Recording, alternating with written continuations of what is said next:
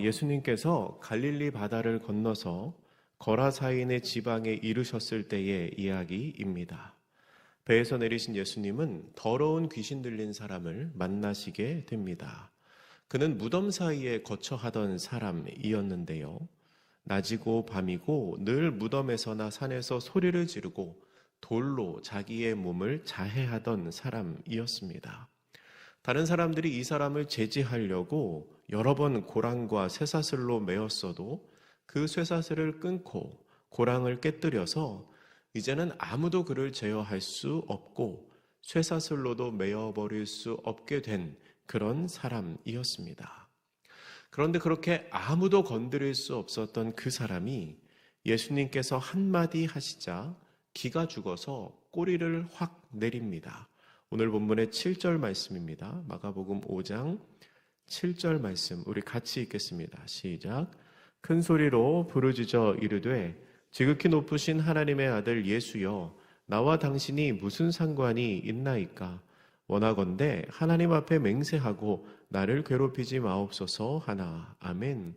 지금 이 사람은 예수님께 나를 괴롭히지 말아달라고 사정을 하고 있습니다. 그가 그렇게 말하는 이유가 8절에 나와 있는데요. 예수님께서 그 사람을 향하여 더러운 귀신아 그 사람에게서 나오라 라고 말씀하셨기 때문입니다. 나를 괴롭히지 말라고 사정을 하는 귀신에게 예수님이 내 이름이 무엇이냐라고 물으십니다. 오늘 본문 9절에서 물으시죠. 그러니까 귀신이 대답하기를 내 이름은 군대니 우리가 많음이니이다 라고 답하는데요. 이 본문에서 군대라고 번역된 단어는 헬라어로 레기온이라고 합니다. 레기온. 이 레기온은 로마 그 군대의 군병 단위를, 병력 단위를 의미하는 단어입니다. 한 레기온은 한 6천 명 정도의 사람으로 구성되었다고 합니다. 보통 이제 군단이라고 번역을 많이 합니다. 그러니까 이 말은 그 사람 안에 들어가 있는 귀신이 한 마리가 아니라는 겁니다. 한 마리가 아니고 한 군단이, 한 군대가, 그러니까 수많은 귀신이 그 사람 속에 지금 들어가 있다는 겁니다. 이 사실은 이후에 거의 2,000마리 되는 때의 돼지가 한꺼번에 몰사하는 모습을 통해서도 짐작할 수 있는 부분입니다. 그러니까 이 한 사람의 몸에서 나온 그 귀신이 2,000마리의 돼지에게 들어갔다는 거죠. 그러니까 이 사람 속에 굉장히 많은 귀신이 들어가 있었던 겁니다. 그 후에 이 군대 귀신은 그 사람의 몸에서 안 나갈 수가 없게 되자 방금 이야기한 것처럼 근처에 있는 돼지에게로 들어가게 해달라고 청합니다. 그리고 예수님께서는 그 일을 허락하십니다. 그러자 그 더러운 귀신들이 그 사람에게서 나와서 돼지에게로 들어가고 이 귀신 들린 돼지들이 바다를 향해 뛰어들어 몰사하는데 그 숫자가 거의 2,000마리에 이르렀다라고 기록하고 있습니다. 이것이 오늘 본문이 말하는 사건입니다. 그런데 수많은 돼지가 바다에 빠져 죽은 그날 그 사건을 통해서 나타나는 두 가지의 반응이 있었습니다. 돼지가 바다에 빠진 날 일어났던 두 가지의 반응 중에서 첫 번째는 사람들이 예수님께 나와 예수님에게 떠나시기를 간구한 것입니다. 우리 오늘 본문의 16절과 17절 말씀 읽어보겠습니다. 본문의 16절, 17절 말씀입니다. 시작. 이에 귀신 들렸던 자가 당한 것과 돼지의 일을 본 자들이 그들에게 알림해 그들이 예수께 그 지방에서 떠나시기를 간구하더라. 아멘. 예수님께서 귀신 들린 자를 치유하셨을 때 그 일을 보고 들은 사람들이 예수님을 믿고 따랐을 것 같지만 우리는 그렇게 생각하기 쉽지만 예수님이 저렇게 귀신 들린 사람들을 고치시는 분이구나 하고 예수님을 따라갔을 것 같은데 현실은 그렇지가 않습니다. 본문 14절에 보면 돼지를 치던 사람들이 도망하여 읍내와 여러 마을에 말하니 사람들이 어떻게 되었는지를 보러 왔다고 기록합니다. 그러니까 돼지를 치던 사람들이 그 치던 돼지가 바다에 빠져 죽는 거를 보고 다 마을로 들어가서 지금 무슨 일이 있었는지를 사람들에게 이야기했다는 겁니다. 그리고 그 사람들이 예수님께 나와서 한 말이 우리가 조금 전에 읽은 16절과 17절 말씀입니다. 돼지를 치던 목자들이 마을의 소식을 전하니까 그 사람들이 그게 사실인지 확인을 하려고 나와서 본 것이죠.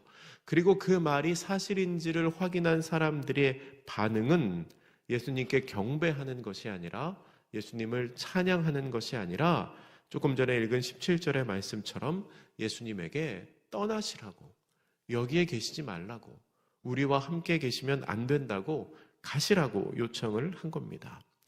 그러면 그 사람들은 왜 그렇게 간구를 했을까요? 그것은 자신들의 삶에 예수님이 필요하지 않다고 생각했기 때문입니다. 예수님이 필요하지 않다고 생각했기 때문이죠. 더 정확하게 말하면 그동안 살아왔던 삶의 모습을 예수님으로 인해서 고치기가 싫었기 때문입니다. 그 사람들은 예수님이 자신들의 삶에 관여하는 것을 원하지 않았습니다. 그리고 한편으로는 돼지떼가 몰살했다는 이야기를 들으면서 그 다음에는 나의 소유에 예수님이 피해를 끼치실까 봐, 이번에는 저 사람들이 치던 돼지가 다 죽었는데 혹시 다음에는 내가 치던 양이 저런 희생을 당하는 거 아니야? 하는 그런 두려움에, 저분이 내 삶에 가까이 있으면 내가 뭔가 변화해야 할 것 같고 내 삶에 뭔가 피해가 있을 것 같은 그런 걱정에 예수님으로 하여금 떠나라고 간구했던 것입니다. 이 사람들은 예수님을 아는 사람들이었습니다. 예수님이 하신 일을 보고 들은 사람들이었습니다. 하지만 자신의 생활을 고치기 싫어하는 악한 마음과, 그리고 예수님보다 자신의 소유, 자신의 재산을 더 소중하게 생각하는 욕심과, 자신의 삶에는 예수님이 필요하지 않다는 교만 때문에 예수님께 가까이 가는 것이 아니라 오히려 예수님에게 떠나시기를 간구했던 것입니다. 반면에 이것과 대비되는 모습이 오늘 본문의 18절에 나옵니다. 우리 18절 말씀 같이 읽어보겠습니다. 시작. 예수께서 배에 오르실 때에 귀신 들렸던 사람이 함께 있기를 간구하였으나. 아멘. 모든 사역을 마치신 예수님께서는 다시 호수를 건너가려고 배에 오르십니다. 그런데 귀신 들렸던 사람들이 갑자기 예수님을 찾아옵니다. 예수님과 같이 가고 싶다고 이야기를 합니다. 이 사람은 조금 전까지만 해도 귀신이 들려서 스스로의 몸에 자해를 하던 사람이었습니다. 모든 사람의 손가락질을 받고 모든 사람의 두려움의 대상이 되던 사람이었습니다. 그리고 비록 귀신에 들린 상태였기는 했지만 예수님에게 자신을 괴롭히지 말라고, 자신을 상관하지 말라고 부르짖던 사람이었습니다. 그런데 이 사람이 예수님으로 말미암아 귀신으로부터 노임을 받은 후에 예수님과 함께 있기를 간구하고 예수님을 따르기로 결단하는 사람으로 변화된 것입니다. 예수님을 만난 후에 자신의 모든 것이 완전히 바뀌어서 예수님과 함께 있기를 원하는 사람으로 변화되었습니다. 그러면 이 사람은 왜 예수님과 함께 있기를 간구했을까요? 두 가지의 이유를 생각해 볼 수 있습니다. 첫째는 자신이 받은 은혜가 너무 감사해서, 예수님으로 말미암아 자신에게 베풀어 주신 그 은혜가 너무나 감사해서 뭔가 보답을 하기 위해 예수님 곁에 있기를 원했을 것입니다. 그리고 두 번째는 이 사람은 예수님 곁에 붙어 있는 것이 자기가 살 수 있는 유일한 방법이라는 것을 알았기 때문입니다. 이 사람에게 얼마 동안 귀신이 들어가 있었는지는 성경에 명확하게 나오지 않습니다. 그런데 사람들이 여러 번 그를 제어하려고 했다는 것으로 보아서 결코 짧은 시간은 아니었던 것 같습니다. 그 시간 동안 귀신이 자기의 몸속에 들어와 있을 때 이 사람이 얼마나 괴로웠겠습니까? 또한 지금 귀신은 떠나갔다고 하지만 자기의 몸에 스스로 자해한 흔적, 그리고 사람들이 고랑으로 묶어서 생겼던 상처, 이런 게 고스란히 다 지금 남아있지 않겠습니까? 그 몸을 보면서 이 귀신 들렸던 사람이 무슨 생각을 했겠습니까?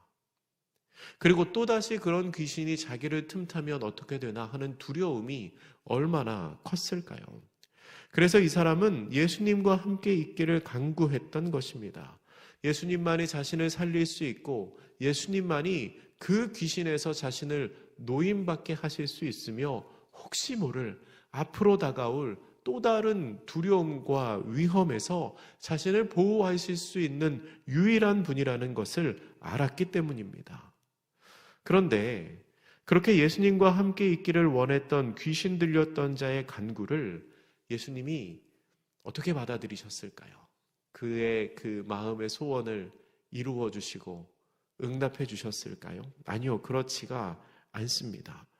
예수님 이렇게 말씀하십니다. 오늘 본문 19절 말씀입니다. 19절 같이 읽겠습니다. 시작. 허락하지 아니하시고 그에게 이르시되 집으로 돌아가 주께서 내게 여기신 것을 내 가족에게 알리라 하시니. 아멘. 예수님과 함께 있는 것만이 자신의 삶의 살 소망이라고 여겼던 이 사람에게는 어쩌면 예수님의 이 말씀이 실망스러운 대답이었을지도 모르겠습니다. 그런데 예수님의 말씀을 들은 그 사람이 어떻게 하냐면 본문 20절은 이렇게 기록하고 있습니다. 20절입니다. 그가 가서 예수께서 자기에게 어떻게 큰 일을 행하셨는지를 데가볼리에 전파하니 모든 사람이 놀랍게 여기더라. 아멘. 그가 가서 예수님께서 자기에게 말씀하신 대로 예수님이 행하신 큰 일을 온 데가볼리에 전파했다고 합니다. 그러니까 예수님께서 나를 데리고 가지 않는 것에 대한 실망감 혹은 배신감 혹은 낙심 때문에 그냥 낙마하고 있는 것이 아니라 예수님이 하신 말씀, 주께서 내게 어떻게 큰 일을 행하사 너를 불쌍히 여기신 것을 알리라 하신 그 말씀에 순종하여 데가볼리에 가서 예수님을 전파했다는 겁니다.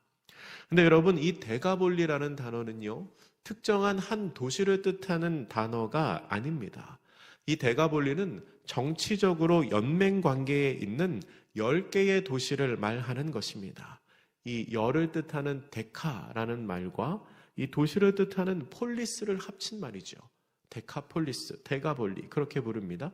근데 그 도시들은 사실 근처에 있는 도시도 아니었습니다. 제가 사진을 한 장 준비했는데요. 화면을 한번 보시면 화면이 나오나요? 네, 화면이 안 나오고 있는데 이 데가볼리라는 도시는요, 한 곳에 몰려 있는 것이 아니라 10개의 도시가 요단 동편에 이렇게 널찍널찍하게 떨어져 있습니다. 꽤 멀리 떨어져 있는 거죠.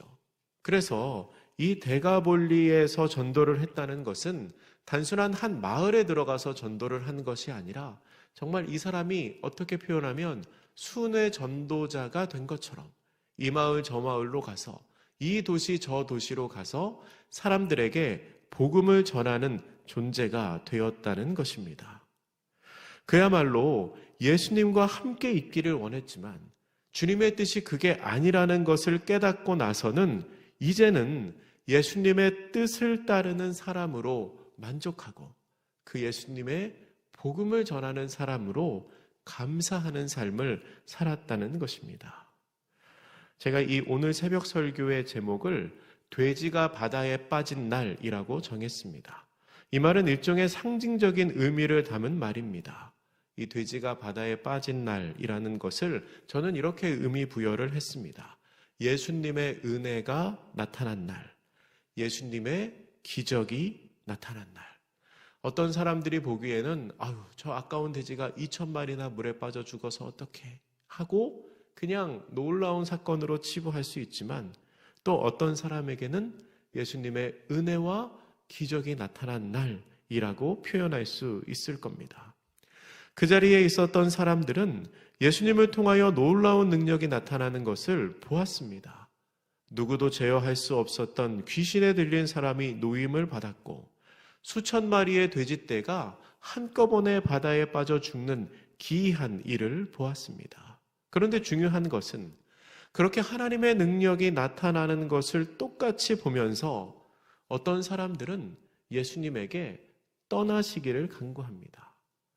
저 하나님의 능력이 나와 함께 있으면 안 되겠다 라고 생각하면서 떠나시기를 간구하죠.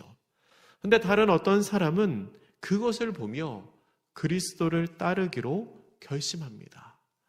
저 하나님의 능력이 나와 함께 있으면 좋겠다 라고 생각해서 결단하는 것이죠. 여러분, 우리에게도 그런 날이 있습니다. 신앙생활을 하는 우리에게는 누구나 그런 날을 경험합니다.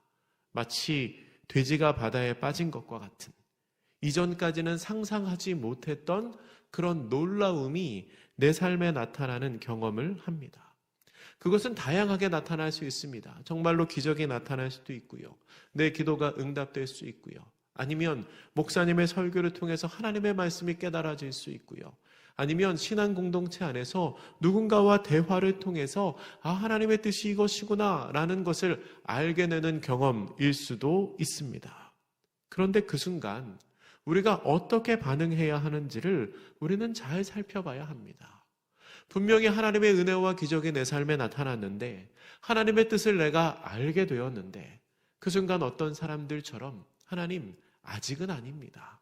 아직은 조금 멀리 가 계셨다가, 조금 떠나가 계셨다가 제가 나중에 주의 뜻을 따르겠습니다 라고 반응하는지, 아니면 또 다른 사람들처럼 하나님 이게 하나님의 말씀이시군요, 이게 하나님의 뜻이시군요 하면서 주를 따르기로 결단하는지, 우리는 우리 신앙생활의 모습을 한번 잘 점검해 보아야 합니다.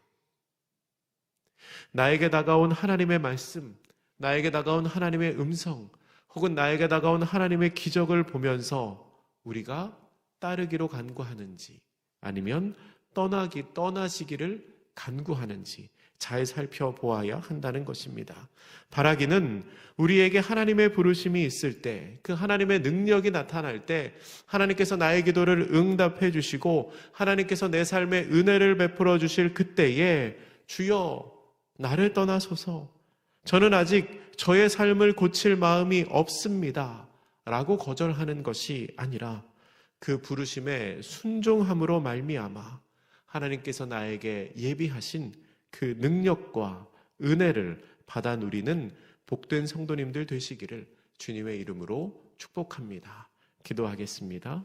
사랑의 하나님, 예수님께서 거라사인의 지방에서 귀신 들린 사람을 고치셨을 때에 그 놀라운 기적을 보며 어떤 사람은 주님으로 하여금 떠나기를 간구하고, 또 어떤 사람은 그것을 통하여 주를 따르기로 결심하였습니다. 주님, 주께서 우리의 삶에 말씀하실 때가 있습니다. 기적을 베푸실 때가 있습니다. 기도에 응답하실 때가 있습니다. 우리가 그 순간 주를 따르기로 결심하는 사람들 되게 하여 주시옵소서. 주여 나를 떠나소서, 저는 저의 삶을 고칠 마음이 없습니다 라고 거절하는 것이 아니라 주님의 그 부르심에 순종함으로 말미암아 하나님의 능력과 은혜를 받아 누리는 우리 모두가 되게 하여 주시옵소서. 감사드리며 예수님의 이름으로 기도드립니다. 아멘.